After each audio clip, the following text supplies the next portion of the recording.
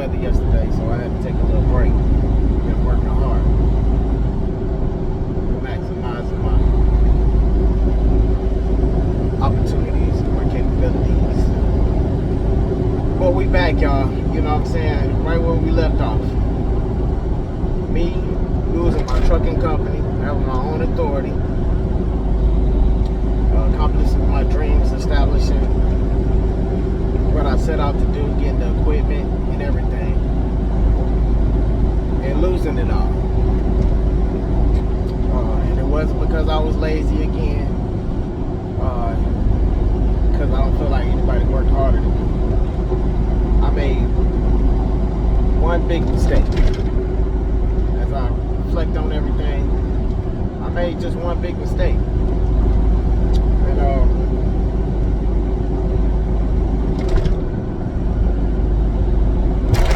that biggest mistake was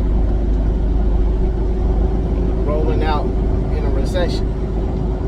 And I know it's a lot of people out there right now, because trucking has always been lucrative, but it's very volatile. So you got people that's working right now, ready to get their own authority, been driving for a company, however, but the time is now. Right now, as of today, diesel prices, fuel prices skyrocketing. There's a lot of turmoil overseas. So, although things might be aligning for you to get your trucking company and get out and do your own thing, regardless of how much experience you had, because I had over 28 years experience when I rolled out. You gotta be prepared to the market that you coming into. You gotta be prepared, as in for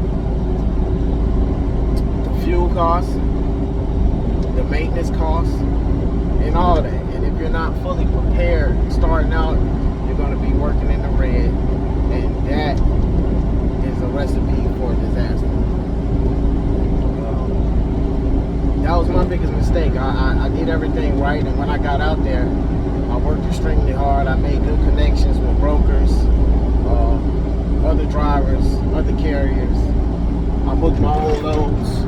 I learned on the go. I dispatched myself. A lot of stuff you can do. Sometimes it's good to outsource, but you want to budget things. You want to. Sometimes you want to take stuff off your plate and outsource things if you can afford it. But you want to be knowledgeable of all areas: how to move your truck, how to dispatch, how to plan maintenance, and know the lanes. So all those things I think I had covered, but not understanding the market, how long that recession could last, that's what kind of did me in. And then learning on the go as far as when the truck was down, not having a solid backup plan to keep revenue going, things of that nature. But if you're thinking about rolling out right now, you need to know how much downtime can you sustain. You need to know the freight, commodities, the lanes that you're going to run. You need to have a clear understanding on what you're getting into with these diesel prices right now. It could be done. It's always going to be trucking companies that are successful and are able to last whatever's going on in the world.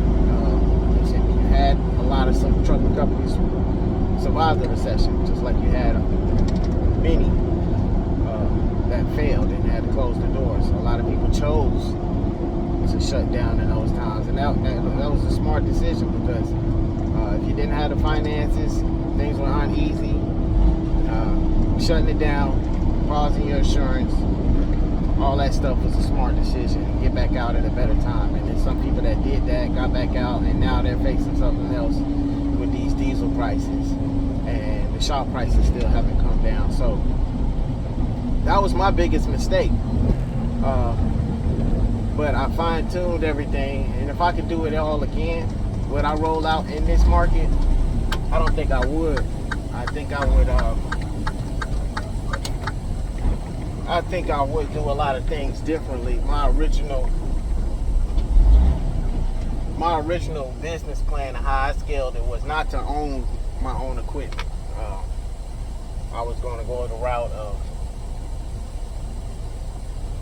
Penske and Ryder, and that way I'm about to blindside into this customer doing flatbed locally, and this customer is right off the road, 2-lane rural area, and we got a blindside in. So it's always good to have a spotter, but this place doesn't do it.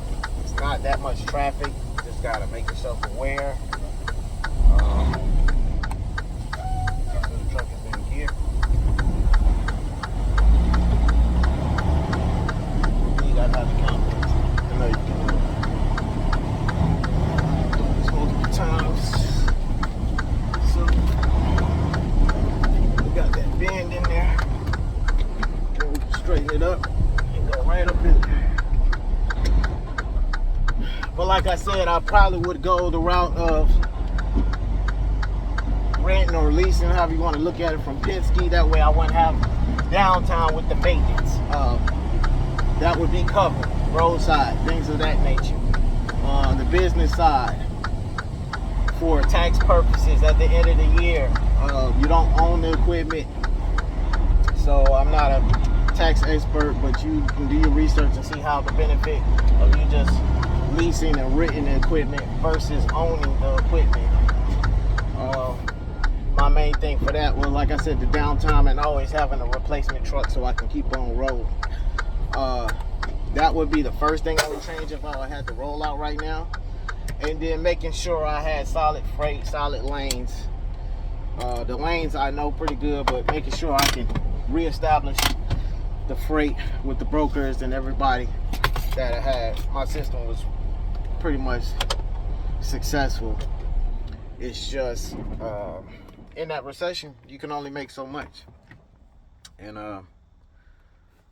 you know, you can only run in the negative for so long before it catches up to you.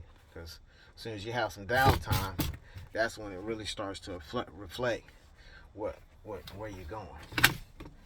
So we back in here once again. I just wanted to touch bases with you guys. That was the biggest mistake. We're going to double back, like I said, once again, on how I got stuff established. Like I said, it took me a while to get my equipment after I originally established the company end of 2020, early part of 2021, and got the equipment around 2023. I went through Aero Truck Sales. Shout out to Mark Orchard in Missouri, around Springfield, Missouri.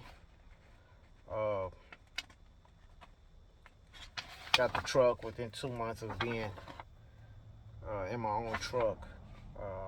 I was doing power only. That helped me with my dispatching skills. And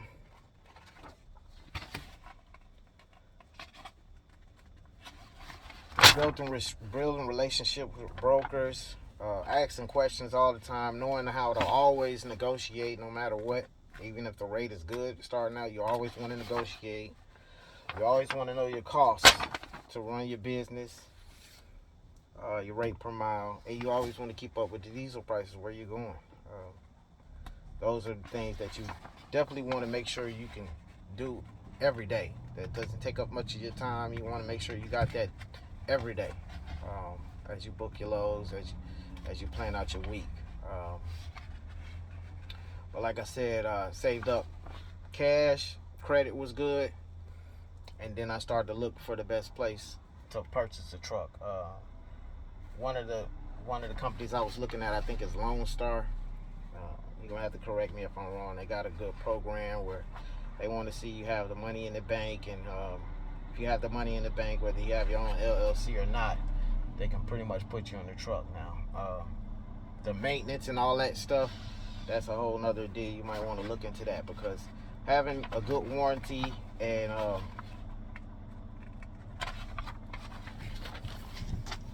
good system to keep that truck rolling is going to be very important, because it's all mechanical. The stuff can go down, from tires to brakes to any little thing. and I didn't fail any inspections out there, but I had several inspections, and anything can shut you down. So this is just a little quick video. I want to let people know that my biggest mistake was nothing I did, nothing I could have controlled. It was being so excited when I got my equipment, finally getting the green light and to do it all by myself out here. Went ahead and rushed out there and jumped out there in the middle of a recession, and that was my biggest mistake. Now, I learned a lot. I lost everything, but that experience is golden, and I want to share that, help motivate, educate, and do whatever I can to play my part on just each one teach one. Now we still navigating these logistics, like I'm still active driving and things of that nature, and we might roll out again, so you never know. Just stay tuned. It's your boy Boss Rider. Thank everybody for stopping by. Don't forget to leave that like, join the tribe, and subscribe, and share if you really care. And we'll be back here. Peace.